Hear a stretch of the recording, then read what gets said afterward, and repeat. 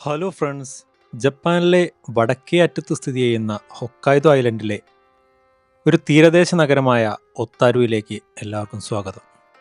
ഒത്താരുവിലെ ഒരു പ്രധാന ആകർഷണമായ blue കേവിലേക്കുള്ള boat റൈഡിൻ്റെ ടിക്കറ്റുകൾ ഓൺലൈനിൽ നോക്കിയപ്പോൾ ലഭ്യമല്ലാത്തതിനാൽ ടിക്കറ്റ് കൗണ്ടർ ഉണ്ടെങ്കിൽ അവിടെ ചെന്ന് നേരിട്ട് ടിക്കറ്റുകൾ വാങ്ങാൻ കഴിയുമോ എന്നറിയാൻ വേണ്ടി ഇറങ്ങിയതാണ് ഞാനും എൻ്റെ സുഹൃത്തും. പോകുന്ന വഴിയിൽ കണ്ട മനോഹരമായ കാഴ്ചകളാണ് നിങ്ങളിപ്പോൾ കാണുന്നത്. എന്തായാലും ടിക്കറ്റിന് കൗണ്ടറുകളൊന്നും ഉണ്ടായിരുന്നില്ല.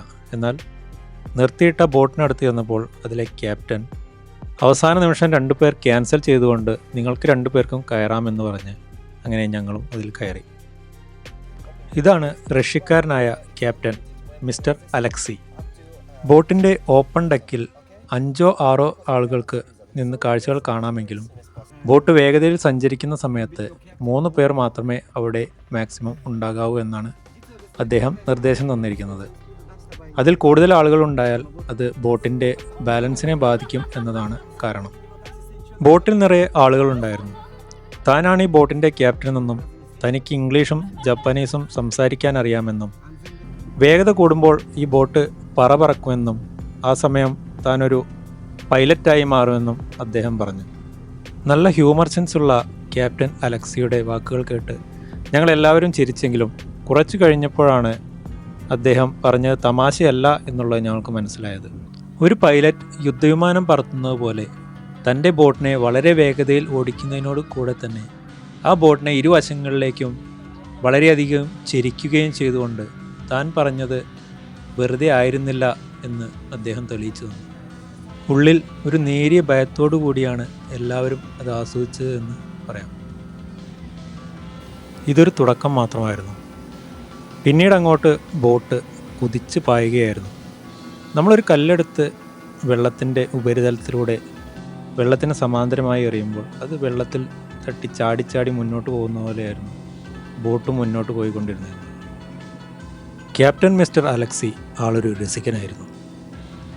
നമ്മുടെ നാട്ടിലെ ചില ബസ് ഡ്രൈവർമാരെ പോലെ കുതിച്ചു പായുന്ന ബോട്ടിന് ഒരു മുന്നറിയിപ്പുമില്ലാതെ സഡൻ ബ്രേക്ക് ഇട്ട് നിർത്തി അവിടെ കാണുന്ന ചില പാറകളെ പറ്റിയും അല്ലെങ്കിൽ ചില രൂപങ്ങളെ പറ്റിയുമൊക്കെ തൻ്റെ ഭാവനയിൽ നിന്നും ഉണ്ടാക്കിയെടുത്ത രസകരമായ ചില കഥകൾ നർമ്മത്തിൽ പൊതിഞ്ഞ് അവതരിപ്പിക്കുന്നത് ഞങ്ങൾ കേട്ടു.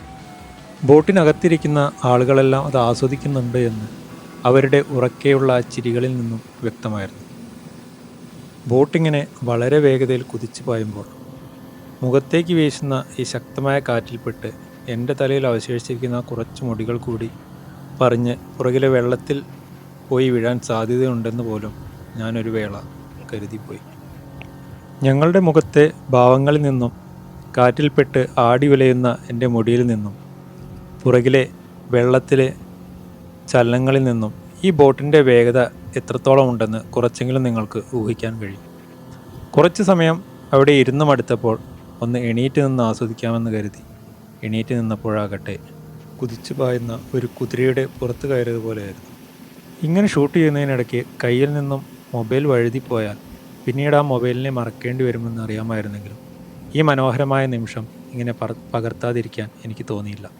കുതിച്ചു പായുന്ന ബോട്ടിൻ്റെ ചലനങ്ങളും രസികനും കുസൃതിക്കാരനുമായ ക്യാപ്റ്റൻ അലക്സി എപ്പോൾ ബ്രേക്ക് ഇടും എന്നുള്ള ചിന്തയും കൊണ്ടായിരിക്കണം ക്യാമറയിൽ നോക്കി ചിരിക്കാൻ ശ്രമിച്ചെങ്കിലും മറ്റെന്തൊക്കെയോ ഭാവങ്ങളാണ് പുറത്തേക്ക് വന്നത്.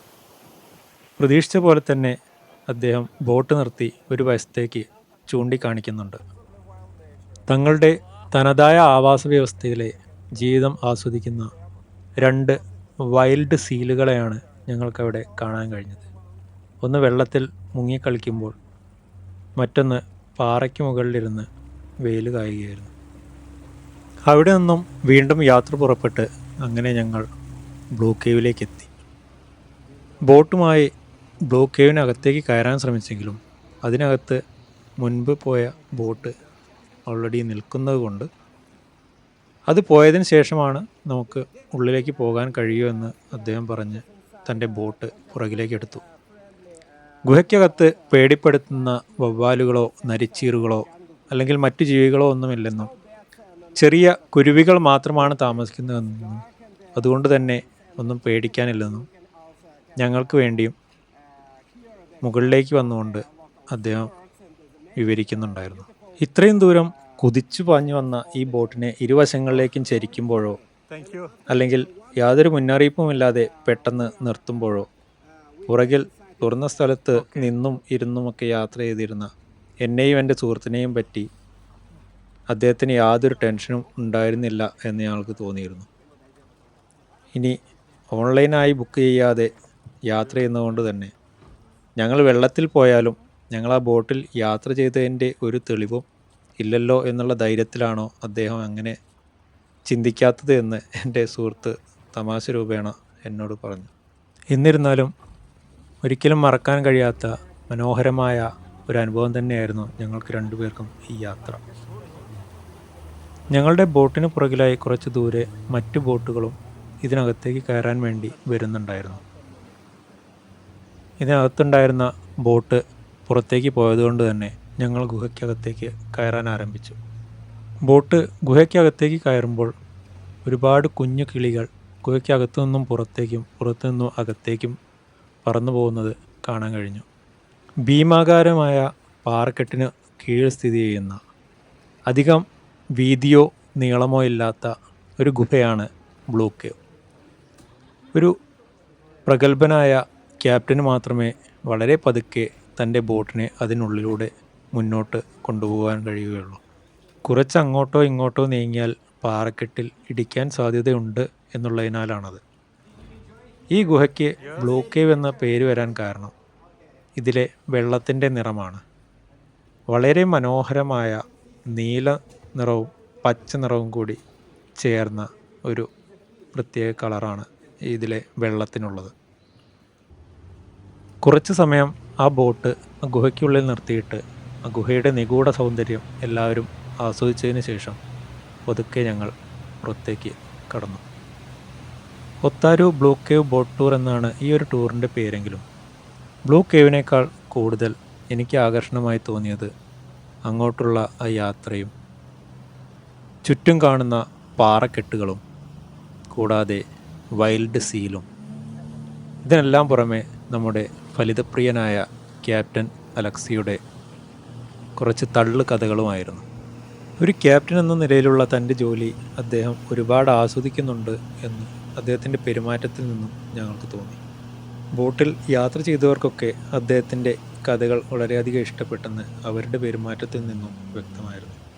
ഇത്രയും വേഗതയിലുള്ള ഒരു ബോട്ട് യാത്ര ഞങ്ങളുടെ രണ്ടുപേരുടെയും ജീവിതത്തിൽ ആദ്യത്തേതായതുകൊണ്ടായിരിക്കണം ബ്ലൂ കേവിൽ എത്തുന്നതിന് മുൻപ് തന്നെ ഞങ്ങൾക്ക് ഇതൊരു അവിസ്മരണീയമായ യാത്രയായി മാറിയിരുന്നു. അങ്ങനെ ക്യാപ്റ്റൻ അലക്സിയുടെ കുറേ പുതിയ തള്ളുകഥകളും ആസ്വദിച്ചുകൊണ്ട് ബ്ലൂ കേവിൽ നിന്നും ഞങ്ങൾ വന്ന വഴിയിലൂടെ തീരത്തേക്ക് മടങ്ങി.